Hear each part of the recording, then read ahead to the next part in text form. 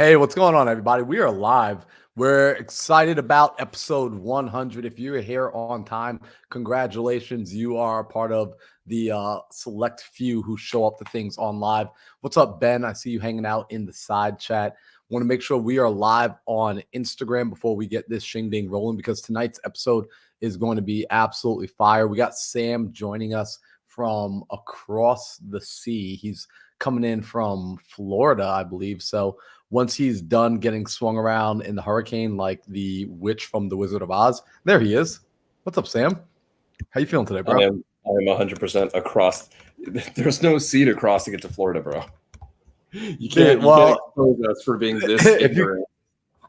If you came from somewhere like the Dominican Republic, I don't know where you would be. Where are you in Florida? You're in Orlando right now? Tampa, Florida. So we're on the west side. Mm-hmm. Okay. Well, it's all one big Florida to me as far as like I'm concerned. Florida is just one big piece of armpit to at least dude. And we're about to have a there's going to be a hurricane coming in like tomorrow, so that's going to be fun.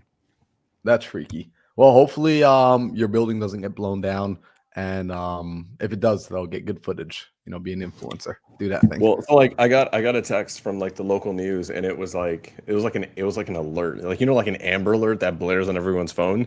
You could hear every one of the hotel's phones going off, their TVs going off, and it was like, yeah, there's life-threatening flooding that's going to come up. So I'm like, oh, we're serious. We're on the 6th floor, so I think we'll be okay. Dude, I'm hoping you stay safe then, man. Like, that's no joke. But dude, I'm excited. We are at episode 100 today. We've been consistently keeping the podcast going for not 100 episodes, but 100 weeks because this is a weekly podcast. So for anyone tuning in, what we like to do on the show is come in, share the best knowledge that we have, the best insights. Sam and I both invest heavily into ourselves. We invest heavily into our business, and we had been looking for a way to give back at the highest level. And ultimately, we decided that a podcast would be able to serve as the vehicle for giving back to the community at scale, because the amount of one-on-one calls we found ourselves getting caught up in, the amount of, hey, do you have a minute? Hey, can I pick your brain? There just wasn't enough time. And so we effectively started the Think Big podcast, and we've been keeping it going. So next week for episode 101, just so that you guys are aware, we are going to do something extra special for making it past the 100 episode mark. Most podcasts, and I believe it was Mr. Beast that had this statistic, is Mr. Beast and Alex Hormozy talked about, most podcasts never even make it past episode 20. Right. I think it's like 99% of podcasts never make it past episode 20. And so we have definitely blown that out of the water, coming up on 2 years of consistency. So Sam, thank you for being a part of this, for making that happen, because there's been some episodes you've held down entirely on your own. Dude, also, it's kind of funny, right? Real quick on this. It's not even that we're coming up on 2 years of the podcast. We're coming up on 2 years without a single missed week. It's one thing to have a podcast that's gone on like start to finish like 2 years, but it's another thing to have literally, because we've been on Tuesdays from the very beginning, and we have literally for the last 100 weeks today, every Tuesday without fail gone live. And like what's crazy is this, bro. We've been home. We've been in Puerto Rico. We've been in Florida. We've been in Mammoth Lake, California. I've had to pull over to the side of a highway to go live before. Like I remember that. That was an early episode when you were pulled over on the side of the highway. Yeah, and so it's like no matter what, and like guys, I've got a hurricane like literally about to hit in like the next 12 hours, and they're all, and like the news is like begin precautions and like start taking precautionary measures, and I'm like, well, we got to think big, so the hurricane can wait. But dude, I'm excited about today because like you mentioned something critical. You and I, because we're growing, because more and more people know about us, and it's becoming like weirdly normal now, dude. I'm at a mastermind. I don't want to talk too much about this mastermind, but I'm at a mastermind right now, and there's a lot of industry leaders and influencers. And the interesting kind of thing is like, bro, I'm getting like recognized everywhere I go now. If there's a real estate event, or it's an event with like real estate investors, business owners, even influencers, because it's a very influencer heavy mastermind, they all know of me and know of the podcast. Not all of them, but like a lot. It's just been happening. People are coming up like, what episode? Where are you guys at? Is Marlon going to be on today? Is it going to be you? Who's going to be there? And it's really kind of interesting because that wasn't the case, man. When we first started, it was you and me and the guys, and we were talking to each other. And so the cool thing is this, but you mentioned it, we did this to give value at scale. And I think today you want to talk about another massive way we can give value at scale. That is something that's becoming really kind of popular and that a lot of people are starting to entertain because guys like Alex Hermosi, guys like Pace Morby have brought it to the front line. So, I mean, give us some insight, man. What are we going to get into? Yeah, so today we're going to be talking about effectively how to use and cultivate communities. And I labeled this episode How to Make Money Using Social Media in 2024 because in 2023, I was able to cross the seven-figure mark in my business. And when I did an audit at the end of the year, it was primarily as a result of being inside of and running my own communities. So it was being a part of other people's communities and having my own communities, and the relationships that I cultivated in those times and in those spaces brought me opportunities, brought me partnerships, brought me money, and effectively brought me money that did not exist in my life beforehand. And what's really fascinating about this is I've recently been having a conversation with people, Sam, that artificial intelligence, AI, is dominating the spaces. It's taking over jobs. Sales positions are going to be gone, and computer programming and all the things are going to be replaced by AI. And I haven't been stressed out or worried about it because at the end of the day, my business has been a result of human relationships. It's been human transactions. It's been going out and working with and connecting with other people. And at the end of the day, I don't think that's going, in fact, I know it's not going anywhere. In fact, as more AI comes, there's going to be a stronger and deeper desire for people to connect. And what I've also discovered is people are a part of communities and they've gotten nothing from it. There are a lot of people who are in communities and have nothing to show for it. So I want to talk about how we're effectively leveraging and utilizing communities to build our financial empires and to build our wealth and really to build my dream life. Like I've been able to build my dream life as a result of understanding communities below the surface. So I think that's I like to kind of start off with this, right? I want to start off with why you guys should even listen to us on this particular topic, because I am not what I would consider a social media influencer by my definition, right? Like I don't have, 100,000 followers across my platforms. I'm not affiliated with sponsors or any of that kind of thing. I'm just a guy leveraging his basic cell phone, his two thumbs, and the power of social media to create my dream life. However, with doing that, I have been this year able to effectively bring in an additional six figures on my income on top of what I brought in last year. I've been able to travel and run across the country, right? Going and really checking off a lot of items on my bucket list. And I've been able to build out my Rolodex of seven, eight, nine, and even 10-figure earners. And so these are all things that I did by observing the power of community and leveraging it inside of my world. Sam, real quick, how has community helped you? Like, why should anyone listen to what we're about to say? So it's interesting. I'm kind of a person who doesn't have my own dedicated community right now, right? It's something that I've largely in a way shied away from in sort of like, putting my own logo on it, putting my own name on it. And the reason why is we're actually going to cover a lot of the things and like why I've made the decision to hold off for so long on it. But Yep. the reality is this, bro, like I wouldn't be where I'm at today without community. The first community that I ever joined in this industry. And like guys, community was huge for me. Before I got into entrepreneurship, before I got into business, I was in a culture in an industry that I mean, like that's the best word for it. Like there's community, bro, and then there's culture. Yep. And like there's a lot of communities out there, but there's not many that have like outstanding culture. In the industry that I came to before this, it was all about culture. Like it was like a brotherhood through and through. Like people would legitimately be willing to take bullets for each other and like fight to the death for each other. And so it was a massively kind of I'm realizing this now. It was massively ingrained into me that mattered, and I didn't even know it.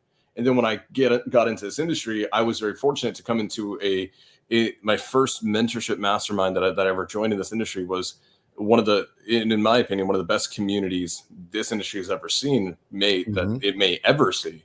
And so, and here's the funny thing is, because of that, guys, I've been spoiled. I've had massive amounts of success in a very, very short time. And what ends up happening is, like, guys, in less than 3 years will be November 1st, 2024. This year will be my 3-year mark in like real estate entrepreneurship. And the really kind of interesting thing is, if I didn't have community, I'd still be broke. I'd still be effectively have a net worth of zero. Shit, I had student loans, a negative 20,000. And like now it's like, we just checked, we did an enterprise study, and my net worth is multi millions now, which is amazing. And it's only, and I got it, like, I don't want to say it's only because of it, but the foundation of it was that it was all built on communities. And now, you know this, man, and anyone who follows me knows this. I'm really big on masterminding. I'm really big on getting into the next level, the next room.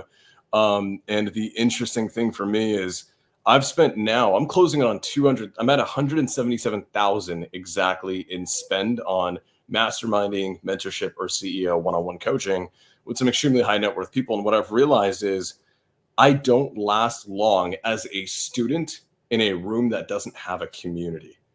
And like, I want you guys to realize this. I've seen mastermind rooms where, like, when you think of community, we always think it's like, oh, that's where like beginners hang out. Guys, like, I've seen mastermind rooms where it may not be thousands and thousands of people, but everyone there is a multimillionaire and they still stick around for years and years and years. And so, make no, I honestly I don't see it any other way. You don't outgrow, you may outgrow a specific community, but you will never outgrow your need for community itself. Correct. So that's spot on. And that's going to lead us into exactly where we're going to start off right now, which is why community even matters. And I'm going to talk on 3 points for this. The first one's going to be the most important, which is the argument of nature versus nurture. Then we're going to talk about the support that you get as being a part of a community and the ability to model other people. These are effectively the 3 things I need you looking at and understanding when you're identifying the community that you're going to be a part of. And so when we talk about this nature versus nurture effect, everyone looks at a person like Sam, right? Like it's so easy to look at you, Sam, as an example, and think that, okay, this is a naturally talented, a naturally gifted human being. There's something just genetically different about Sam, besides him just looking good, right? He's smarter than me. He's more charismatic than me. He has a great voice. And these are the excuses people start using in their mind behind why they cannot get further. However, the reality is you are not just a product of your genetics. You are more so a product of your nurture, the environments that you were in, and the stimulus that you had around you during different stages of your development. And keep in mind, everybody, make no bones about it, we are always developing. Constantly in this journey of entrepreneurship and growth, you are constantly developing. And so, because you're constantly developing, your nature is only relevant at the time of your birth. Going forward, at that point on, it is nurture from minute 1 of life until death. And so, you as a child probably had zero control over the environment you're in. As an adult, you have the ability to choose. You can vote with your feet. The Native Americans, they used to call this voting with their feet, that if they did not like the environment they were in, they would simply get up, walk out, and go somewhere else. When you are a part of community, you have the ability to control the effects that your nurture, that your environment will have on you. And what's so fascinating about this, and I discovered this for myself when I fully immersed myself into certain communities. For example, when I'm fully immersed inside of my real estate community, I can't help but want to talk about deals. I can't help but start to bring my attention back to raising private capital, to underwriting deals. And as a result, real estate deals, real estate opportunities start to find me. The relationships I start to cultivate outside of the room become more real estate adjacent as a result of the communities that I spend my time with. It's important to take a minute, pull back, and ask yourself, based on what I'm trying to accomplish, based on what my mission is, what community or sort of community do I need to be a part of and do I need to invite into my life? I pick my communities now purely on what my goals are. I decide what my goals are. I get crystal clear on what my goals are. And then I go and I find a community, the best community, and I fully immerse myself inside of that community. Think about community as language. If you wanted to learn Spanish, it would make sense that you would drop yourself in an environment where they only spoke Spanish. Some of you are in communities right now that are not in alignment with your goals. You're telling me that you want to be a fix and flipper, but you're in a multifamily community, right? And you're constantly going and hanging out with the multifamiliers. That doesn't make sense to me. You say that you want to do wholesale at the highest level, but when I look at who you're spending time with, I discover that you're hanging out with the e-commerce guys, or you're hanging out with the gator lenders, or you're hanging out with the transactional lenders, and it doesn't make sense to me. Pay attention to the communities you're a part of, because that nurture factor is going to ultimately be more of a deciding factor and a determining factor on your results than just about any other factor in your life. Sam, anything you want to add on that before I jump into the side of support inside of a community? Because this is why community matters, and ultimately why communities changed my life. And I'm pretty passionate about talking about community. Yeah. One thing that I want to say that I think, and I'm going to say this because I think this has been a taboo to say in some of the communities that I'm in, and a lot of my friends don't like to hear this. And because of this, I've had to outgrow my friends. You are allowed to leave communities. And in fact, if you want to grow, you will outgrow communities. Straight up. If there is anyone telling you, and I think Marlon would agree with this, I think Marlon, as a man who has a community, will tell you openly that you are probably not going to stay in his community for the rest of your life. And I think he and I are both in alignment when we say any person who stands at the front of the room and tells you that this is your community for life, they basically are saying, without saying it, they don't want you to outgrow them. And Yes. my hope for you, for everyone here, is that you outgrow me, you outgrow Marlon. This is why we do the podcast instead of just doing like gatekeeping everything behind mentorships and like paid mentorships. We actually want you to outgrow us, outpace us, go do better for the world. Hell, this is why we're showing you and talking to you about launching your own community if it's the right fit for you. So I just had to say that, man. I think giving people permission to outgrow rooms they're in is something that no one has. And it's something that I struggled with because when it was time for me to, as someone said in the comments, make my Irish exit out of a community or a few of them, because I felt like I was rapidly outgrowing them, I felt shamed. Like I felt like I felt guilty for even thinking that that was okay. Like, what kind of ego do I have? And I realized very quickly when I started listening to some mentors of mine who were multi nine figure, and one of them even a soon to be billionaire, they made it very clear to me. They were like, hey, you need to go do your own thing. You need to grow to the next community. And eventually they're like, you'll have your own. And then it's just, guys, so whoever needs permission to hear that it is okay to outgrow your community, it is okay to outgrow your friends. You got it now. Back to you, Marlon. Yeah. And Oprah Winfrey, she said, she's quoted for saying, the most epic life adventure you can ever live is to live the life of your dream. Now, Sam, thank you for giving people that permission, by the way. We're going to talk about this inside of community. This is why community matters. Community has the potential to provide you with support. The reason you're in a community is for the potential to get support. It's the ability to get, ultimately, sometimes you've heard the term battle buddies, right? Accountability. It's to find people in the trenches with you. Like my community, a big part of my community is people like Caroline. It's people like Sam. These are my friends, but they're also my peers. And I look at them as like the people I'm going to war with. And they help me in staying in the battle personally. And what's interesting is what Sam said. You are going to, at some stage, if you're progressing, if you're taking massive amounts of action, if you're doing the work that everyone pretends they're doing on Instagram, if you're actually doing that work, you will begin to outgrow the level of support in those communities that you're a part of. In fact, it's natural. If you're not outgrowing the support, there's something wrong with that, right? If you're not outgrowing the support, either you're doing something wrong or the community is not supporting you in a way that you're growing.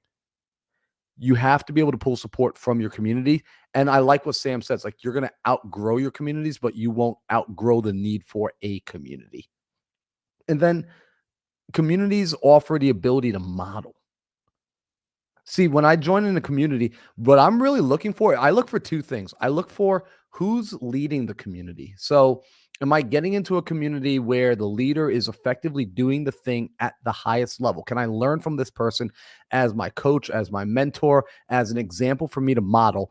However, what I've discovered as being in communities and really being effective with it is I also look at I call them classmates, right? My peers, and I look for the people inside of the community as well who are entering with this thought process. You can see it in certain people's eyes. Like when I see Sam and he tells me he joined a mentorship or a community, I know Sam in his mind is thinking, okay, I'm going to go inside here and I'm going to effectively become what is seen as the poster boy for this community. In other words, I'm going to extract so much value from this community and I'm going to make it work so damn well in my life situation and business that people are going to be thinking that I am what it looks like to be successful. Like this program being successful, it looks like me.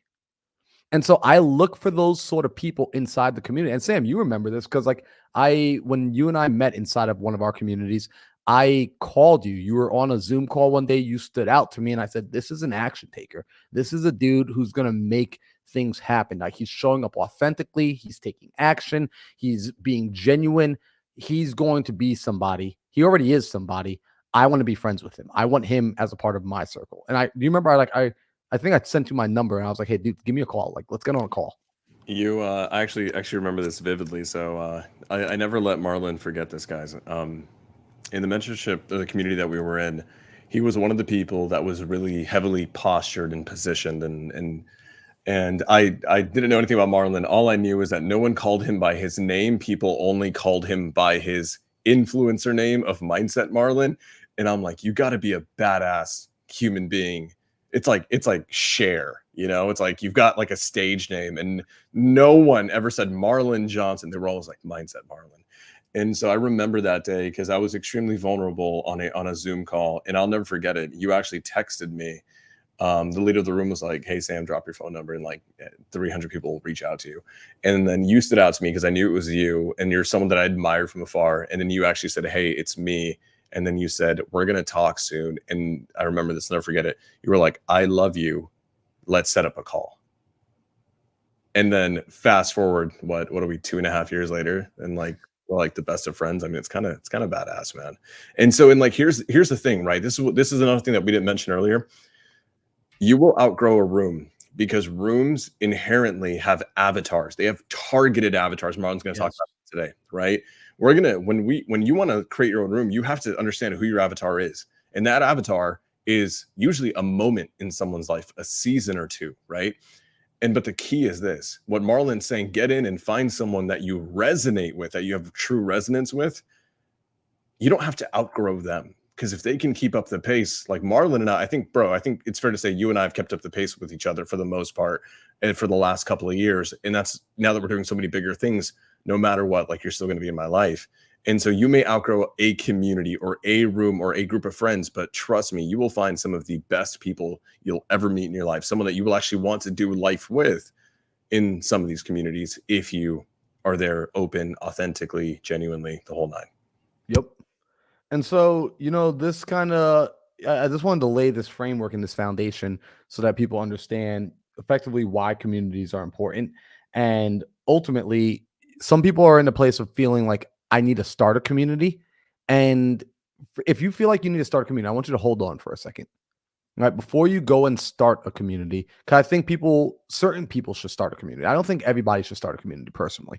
I'm just being honest. I do not believe everybody is meant to start a community. I believe that takes a special type of person. And we'll talk about what type of person I believe should start a community. So make sure you hang out throughout this episode.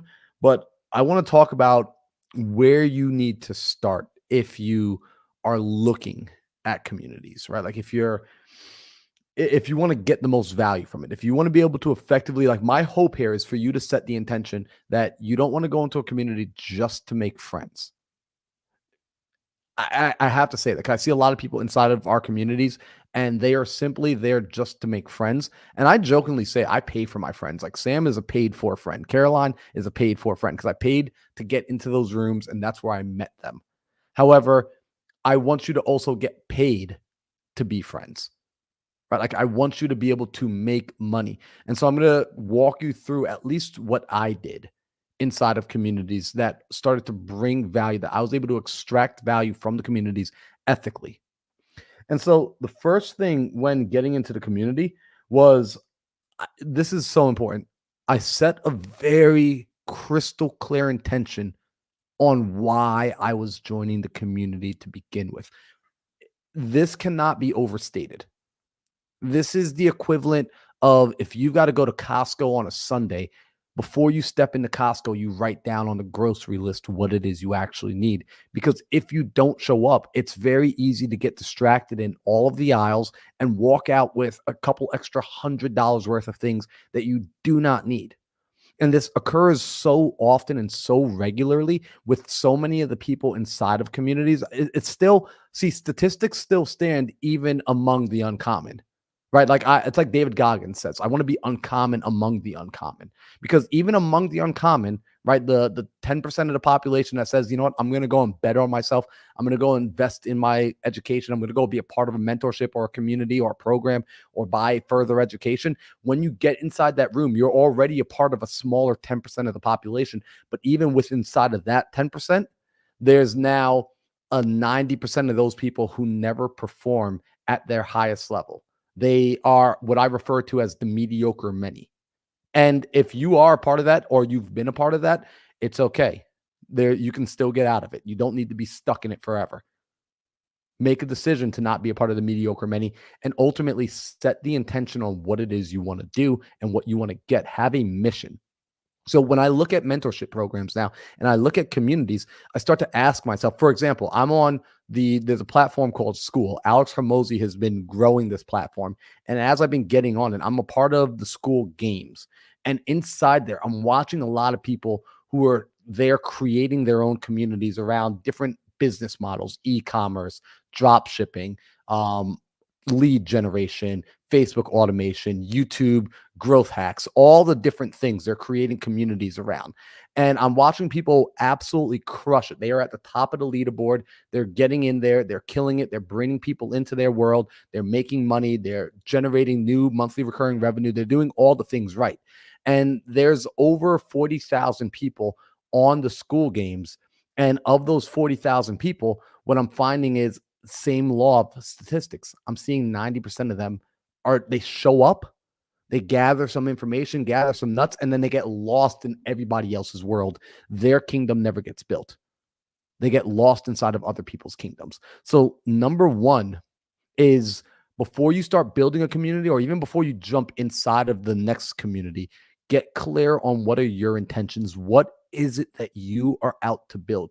Tattoo it on your forearm if you need to. Tattoo it on your forehead if you need to. But you got to start here.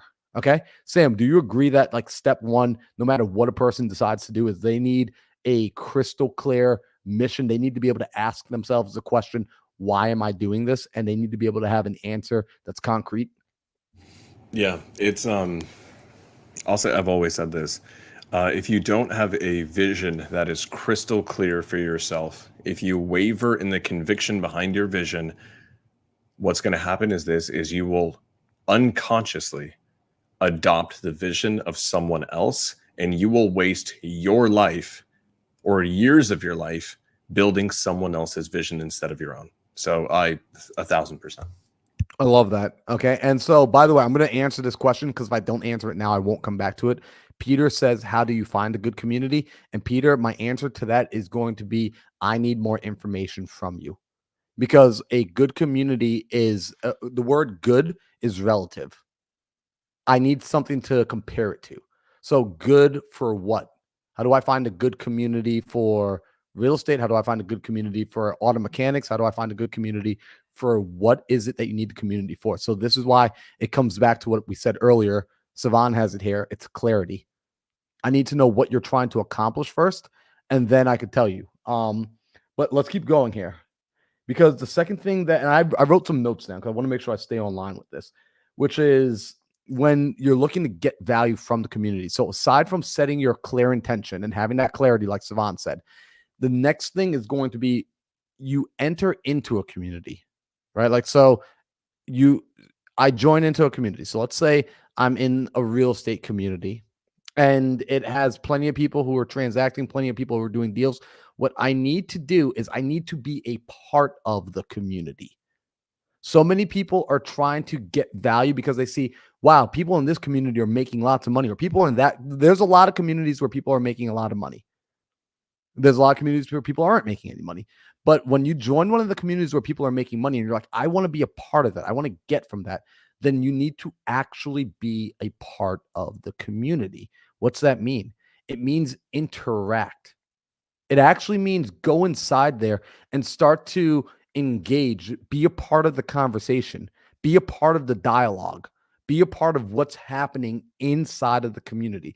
This is such an underrated thing, and people don't realize that when you start interacting, you believe, man, what do I have to contribute? I'm so new. Well, most people act as flies on the wall. They sit back, they say nothing, they do nothing, and they get nothing from being in the community. But as you start to engage, if you're truly about this process and truly about growth, what will begin to happen is you will begin to learn naturally by being a part of the conversation, and other people will begin to see you progress. Especially, you'll start to get the attention of the community leaders because you're contributing to their ecosystem. Guess what? We have favorites. We have people that we enjoy more than others. It's a natural thing. We like the people who are action takers. We like the people who show up, who start to contribute, who are a part of the conversation. And as that continues to go on, we start to call those people out. We want to pour into those people. We want to give to those people. So when you join into the communities, it's important. Like I see, for example, someone just popped on here, Jamil, right? Jamil has a phenomenal community. He's got the Astro community. And what's so awesome is I bet you if you ask Jamil, hey, Jamil, are there people that stand out to you more than others? He'll say, hell yeah. It's the people who come in here. They're answering each other's questions. They're supporting one another. They're picking each other up, right? It's not just on me anymore to support the entire community. The community members themselves start to support. And as a result of them doing this, what starts to happen is you start to build reciprocity inside of this community. You're starting to, I like to use this term of social currency. You're making deposits into this bank, and your deposits are gaining interest on your social currency. Your social currency at later points can be cashed back for real benefit, for real assets, for real everything. And so this is really important to understand, right? Sam, you got anything to add on this part as far as contributing and effectively how to properly contribute to the communities? So what I'm gonna say is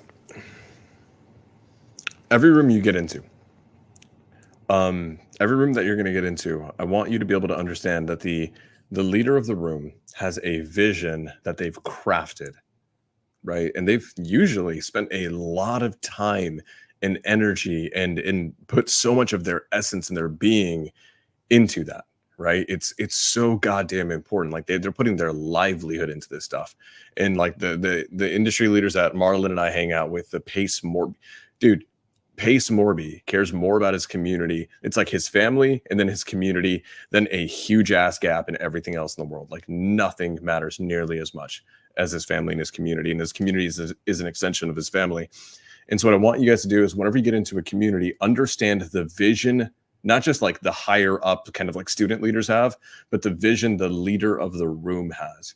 And if you guys want to, and like you guys really want to succeed in a room and like, you know, really grow in it, help them achieve that vision. And that's the biggest thing. You mentioned like getting on Zooms and answering questions and helping. What are they doing there, guys? Like let's use Jamil for example. Jamil's got one of the best communities in the industry. I love Jamil. He's one of my favorite people, like by far. And one thing that Jamil does is he's got several thousands, maybe even 10,000 plus students. I think he might be there or might be close to there. And the reality is he doesn't have enough life in him to answer all the questions. And so he needs people who get the mission, who get the vision, who understand the culture, and who will give, right? And here's the key: give without unethically taking. He wants people to step up and give on his behalf, nurture the community, love on it. Yes, receive what you need to receive, but receive in deals, receive in JV, right? Receive in ways that are ethical and are within alignment of the entire vision. He needs that help. So does Pace Morby. So does even guys like Alex Hermosi. They need it at the scale that they're at. And get on, if you understand the vision, help them realize it's the best thing you can do. And trust me, Marlon, you were like, you said something that stuck out to me. You're like, the leaders will take an interest in you because you're helping them. It's not even the student leaders. The guy at the top will take an interest in you, and they will pour into you, and they will do special things for you, and they will help you take years off of the learning curve in your life because you're helping them achieve their mission. And so when it's time for you to inevitably, inherently enact your own mission, do you think they're going to help lift you up when it's time? Absolutely. So huge. Yep. And you know what's funny? This is the hack to communities, guys. Like this is the $1 million hack. In fact, Caroline and I were just talking about this in the kitchen 20 minutes ago because she's like came back and she's like, dude, I got like 7 more deals in escrow right now. Right. We got like close to $500,000 in the pipeline on deals that are set to close already. Like buyers are found and all of this. And you know, it's funny. It's like this is where the secret came from.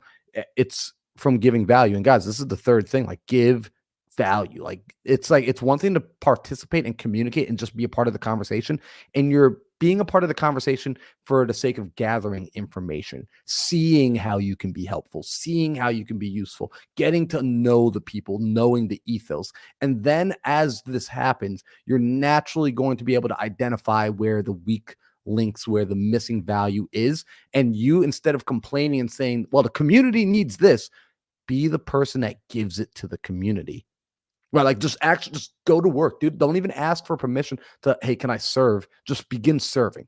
Just begin doing the work. And so Caroline recognized inside one of the communities we're in, she was like, hey, you know, there's a lot of people struggling to effectively stay focused on a single means of generating deals and a methodology for making it happen and the tools needed to do it.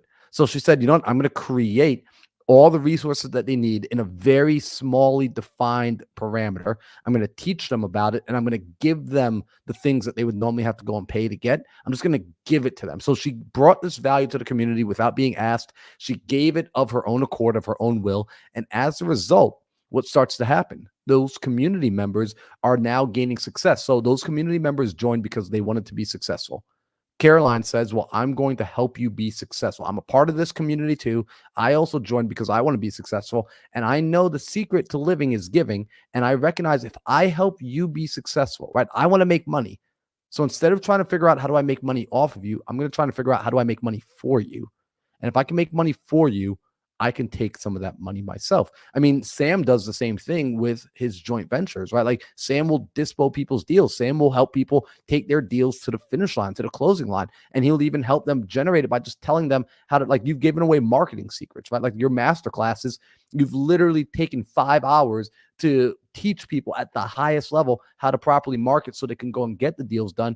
And so you help take care of their initial jumping off point. But then even at the finish line, you show back up and you're like, hey, let me help you get this across the finish line. As a result, right, like of you saying to them, hey, is it okay if I make you money? You're able to make money with them. And so So this is how it's communities are used. If you, like guys, like, and it's a mindset shift. It's a mindset shift. Like I want you to like turn this knob in your head right now, and you're going to turn it from I need to make money, I need to make money to, as you're switching that tune, you're thinking I need to make my community members money. I need to make my friends money. I really like Sam. I need to make Sam money. If I make Sam richer, I will be rich. If I make Jonathan richer, I will be rich. If I make Sydney rich, I will be rich. If I make Jamil rich, I will like this sounds backwards, but I promise you, this is how to effectively use community. Start looking at your community members and start asking yourself, how do I make money for them? You help them make money, you will inevitably make money for yourself. The richest people in the world are rich because they make other people rich. Dude, I love that. It's something I want to hit on this real quick. I've never, no one ever actually asked me the truth behind why I do marketing secrets, because marketing secrets is one of my signature master classes. There's a bunch of them. There's actually the next four already made. They're going to be on topics that I've never talked about before. But marketing secrets is one of my favorite ones. I'm never going to do it again because it caused a lot of problems for me. But here's the reality: I just give away everything, like how to scale everything, calling, texting, PPC, Facebook ads, direct mail, all of them to scale, and to be able to make literally $1 million a year with all of them. And no one's ever asked me specifically, like, why did you do that, right? And the reason why I did it, and this is, and like, it's giving, but simultaneously being selfish. The industry was changing. You know how many freaking operators were being killed from the industry because they didn't understand that marketing in this industry is cyclical. They didn't understand that your competition, your marketplace is ever evolving and you have to stay ahead of the curve. And so when I saw seven-figure operators being like wiped out of the marketplace because they were doing the wrong marketing channel suboptimally at the wrong time, I'm Mhm. like, holy shit, what if I get all of my friends, my family, my followers to be able to actually crush marketing? And then you know what ended up happening, guys? Within about 4 months after that, which is the basic cash conversion cycle for half the shit that I talked about, guess what happened to our JV deals? They increased by over 100%. And almost all of them were people who were like, yeah, we're doing the stuff you just told us to do on marketing secrets. And so by giving away what literally people keep behind 30, and I'm not joking, minimum $30,000 mentorships, because I've paid this to learn that and make it better and do it my own way. If you just give it away for free to like 600 people, there were 600 people live for marketing secrets. It came back to me way more than $30,000, way more. I mean, like right now, we still have almost 21, 22 deals in escrow right now set to close. So huge, huge. Keep going, man. Guys, it cannot be understated the value of giving to others. And I will be the first to tell you this. It will require conscious effort to make that mental shift occur. I struggled with this personally. Like, this is just me being a little vulnerable because I know I'm seen as Mindset Marlon. I know I'm seen as this positive guy. And I can tell you, I grew up in New York, which is a very like dog eat dog world. The people there do not just give freely, there's always some string attached. And so it was hard for me to believe that other people were ever just giving to me. Therefore, is making it hard for me to feel like I can also just give because my nurture, right? The way I was raised was if you give, you need to give to get, right? You just need to give. As a consequence of giving, things will come back to you. I promise you that. But you need to learn to just give. Make that your default. Make it your default. So now, let's say you're in this place, you're in the communities, you're giving, you found, right? Like, and go through the steps, right? You were intentional. Step one, you were intentional. You figured out your mission, you figured out what it was you wanted, and you joined a community intentionally keeping your mission top of mind.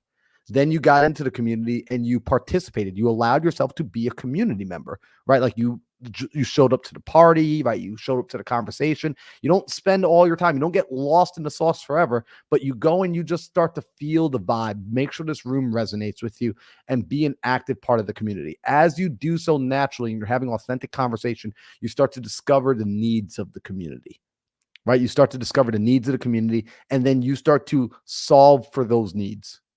You start to, as entrepreneurs, we solve problems. You solve for the needs of the community, effectively making the community a better place and effectively helping the people in the community make money. Therefore, you yourself will begin to make money, right? It could be through JV partnership. It could be through whatever, right? Like you will effectively begin to make money.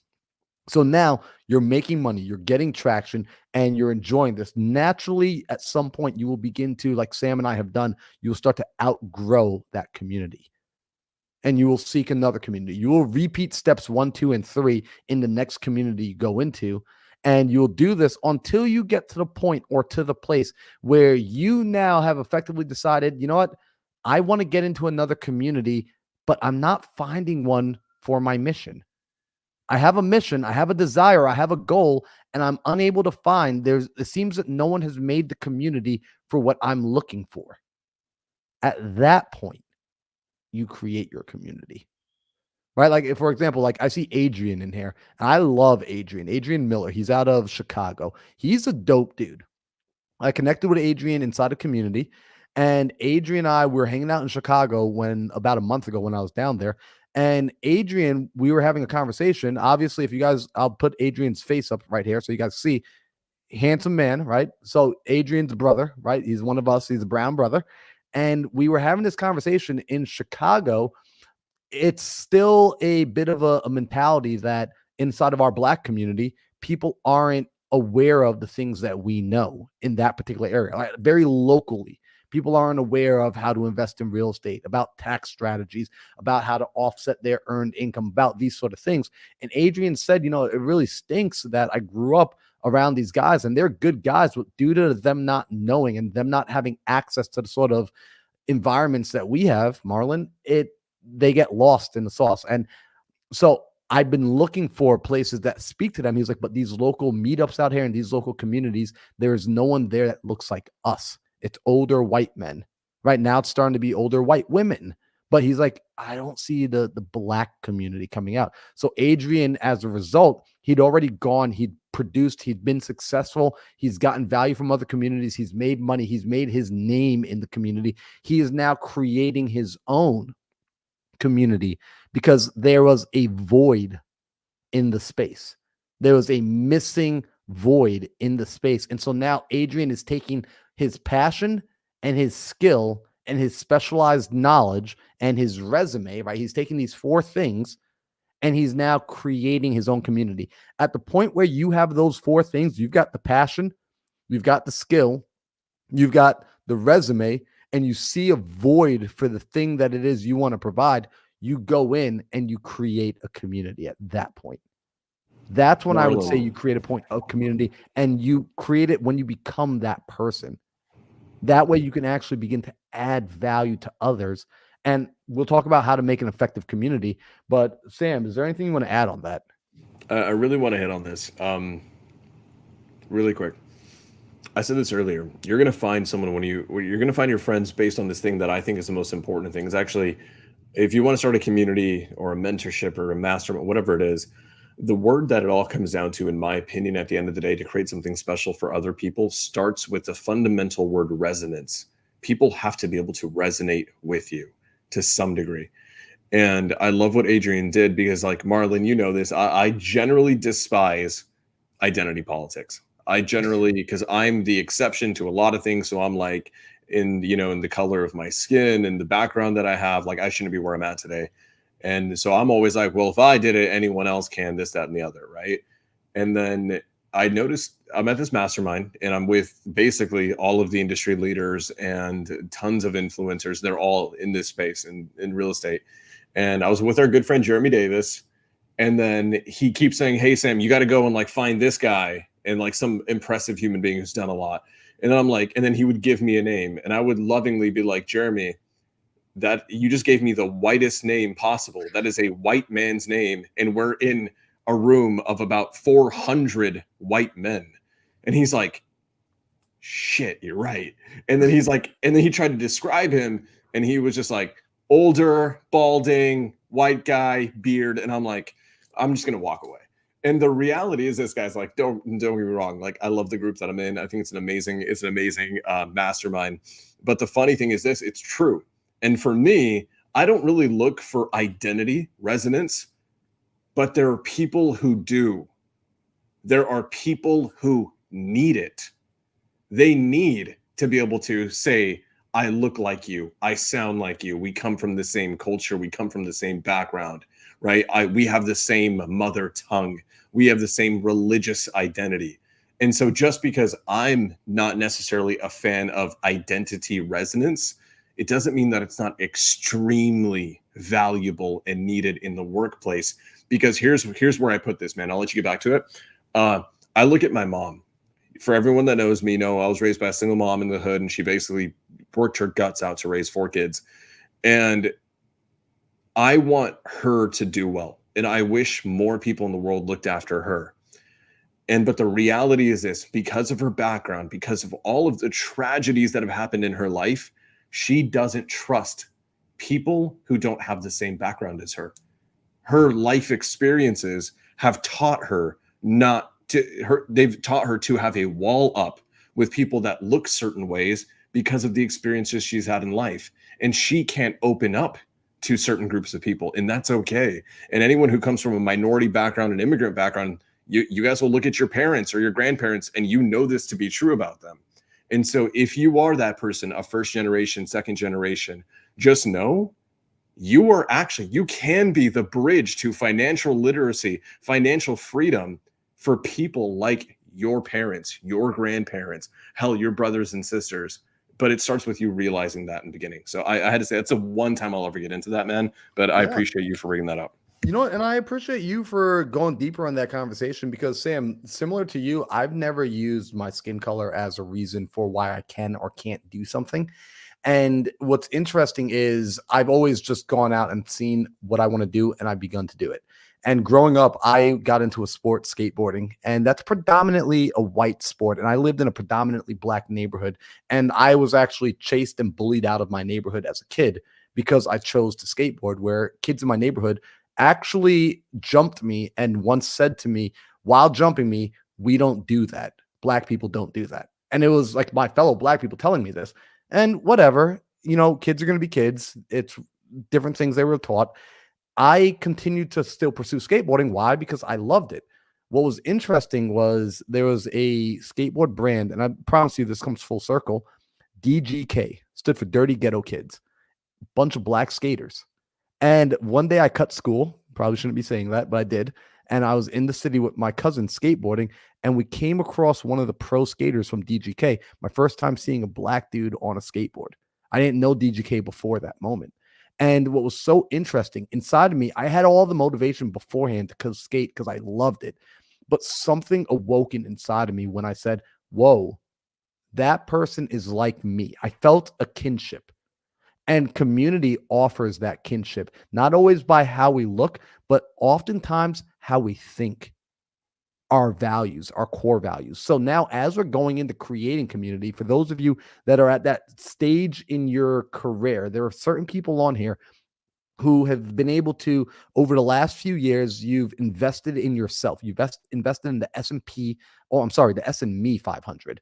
You spent years crafting a skill and grafting at it until that skill has been something that you can do without a lot of conscious effort. And you're able to now pass that information on to others and show them effectively how to do what you did, at least the way you did it.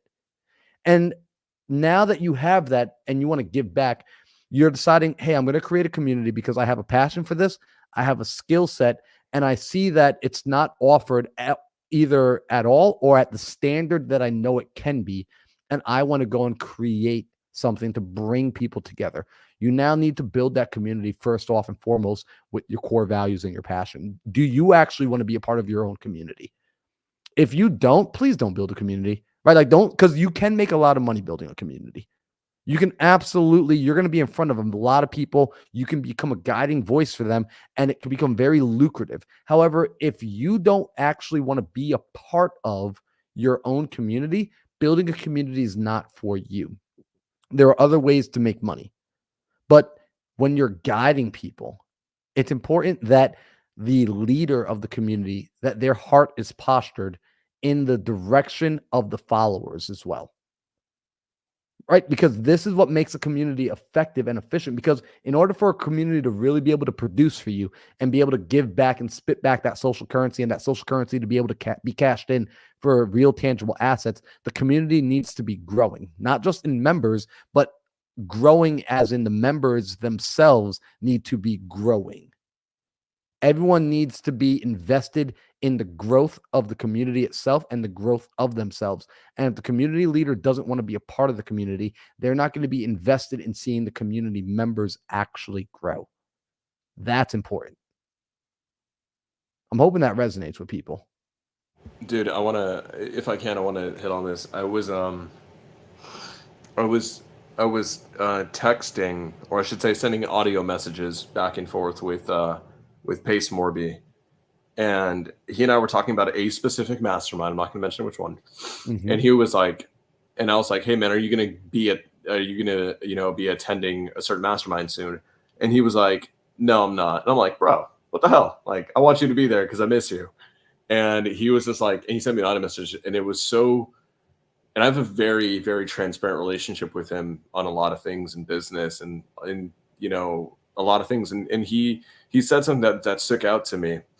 And he said, he's like, sent me a message and he was like, "Hey, I love everyone in that room, but I don't receive enough from there because one, people pin me against a wall and just interrogate me to see how my community members are winning so they can steal it for themselves."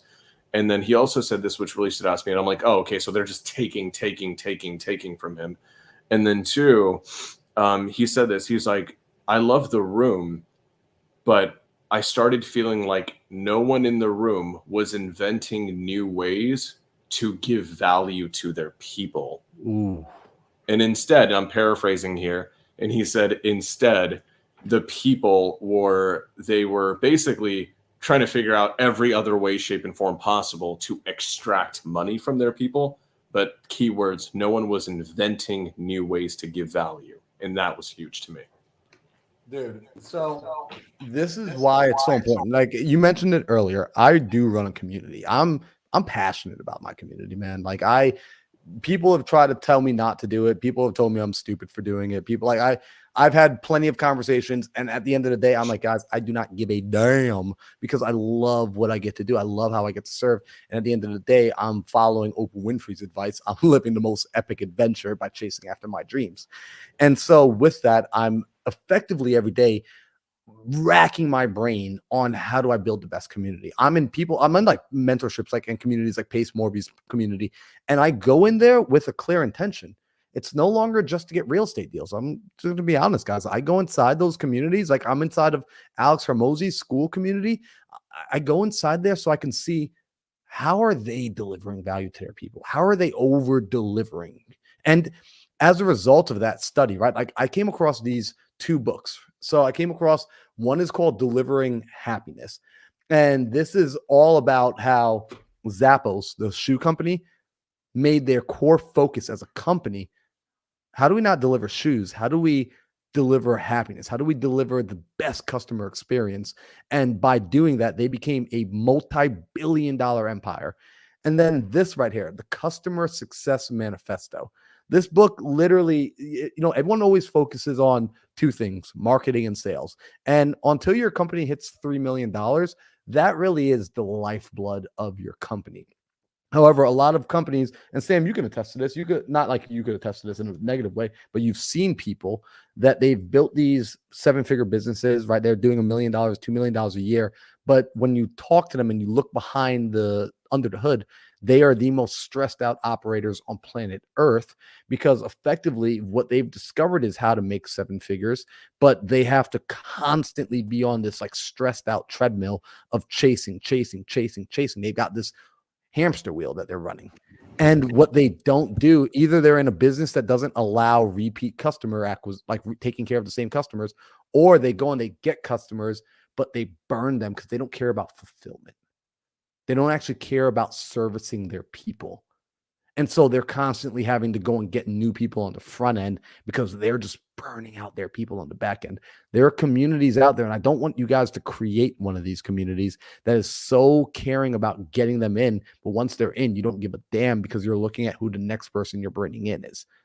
Start to take care of the people that come into your party. Start to take care of the people that come into your world. This is something that I got to give Pace Morby freaking kudos for this. If I've seen anyone do it at the highest level so far, it's been Pace. I've watched him not only bring people in the door, but take care of them. And as a result, I said, this is something I want to learn from him. I choose what I want to learn from my mentors. And I said, I want to learn how to take care of people for the long term, the way he has. That's what I want to do. I want that to be my claim to fame. I want to if I'm allowed to get rich for doing anything, I want to get rich for being the person that took care of my people the most. I want to get rich for being the person that cared about people more than anybody else. Is that acceptable? Like, can I do that? Yeah, you're just gonna become a billionaire in the process. It's gonna be a nice side effect. So I freaking love this. There's more for us to break down, but we are at the top of the hour. We've actually crossed over that top of the hour. And I want to know from people that are listening, because we got a good amount of people still tuned in. What's up, Zane? What's up, Matthew? What's up, David? I want to know from you guys. Should we do a part two on this, or should we should we make some content offline that's not live and that we continue this conversation? How many of you would be interested? I put some fire in the chat, put some emojis in the chat, because we're gonna get wrapped up with this. But before we go, too, I want you guys, if you weren't here last week, I'm gonna let me see this. I'm going to share my screen if I can. If you weren't here last week, I want you guys to go ahead and last week we did the Think Big Live. So first off, if you're on my YouTube, or if you're on Samsung's YouTube, first off, make sure you hit the subscribe button. It's probably around here somewhere. But when you come onto the page, it's going to bring you to the home page. Go to the live page, right? Click on live and go and watch episode number 99, right? If you are needing to get that fire lit back under your butt, go and watch last week's episode. We went on a 2-hour, basically mastermind with a special guest, Jeff Smith. We had Jeff Rowland. We were up in the podcast studio together, and he broke down the lessons that he learned after having spent a weekend with Andy Elliott, paying thousands of dollars for that mastermind. And I'm coming back over here to the chat, and I'm seeing that, holy moly, we've got a lot of fire. Looks like we're going to be doing a part two on this, or we're going to be doing some follow-up on this, because people are, guys, like, this is how I know if it's worth digging and going down this vein. If there's not value, let me know, because then we will switch it up. So, Sam, I think we're going to end up doing something like that again here in the future. We'll start continuing this conversation on community. And if it's cool with you, Sam, I want to do it like a presentation. I would love to make it very tactical, because I know you like tactics, and to have bullet points and to have like a little bit of a power show. Is that cool? Dude, I love that. I love giving people frameworks to be able to follow and actually be able to look at something. And I love when we can hype people up and make them feel like they can run through a brick wall. But I understand that feeling goes away in about a day. So I want to give people something they can absolutely follow. So if you have something to present that they can see visually, huge, all day. Yeah, I'm gonna bring data. Sam makes me, when I talk to Sam, Sam doesn't just let me talk mindset. He's like, dude, get your head out of the clouds, get your hands in the dirt, and give me the data. So Sam keeps me grounded. So I appreciate you for that, Sam. So guys, thank you so much for being here for episode 100. Next week, make sure you tell your friends that we are going to be back for episode 101. And we're going to be doing that as a celebratory episode. Sam and I are going to cook up something very special for that. We are going to announce it on our Instagrams. So if you are not already following us on Instagram, I'm going to give you one last bit of instruction. I'm going to share my screen one more time. This is how we learn, right? Like, and if you're on your phone right now, if you're at your computer, do this with me right now. You're going to go to Instagram. You're going to search Arch Sam Singh. It's going to look like this. Arch Sam Singh. This is his name. Sam, why does it show me that I'm not following? Oh, I'm not logged into Instagram right now. No, I am logged in. Why am I not following you, Sam? I was about it. Did you really unfollow me? I didn't unfollow you, bro. I have no idea. That's funny, dude. So, wow, I'm hurt. Wow, I've never been more hurt in my life. Dude, I literally don't know what just happened there.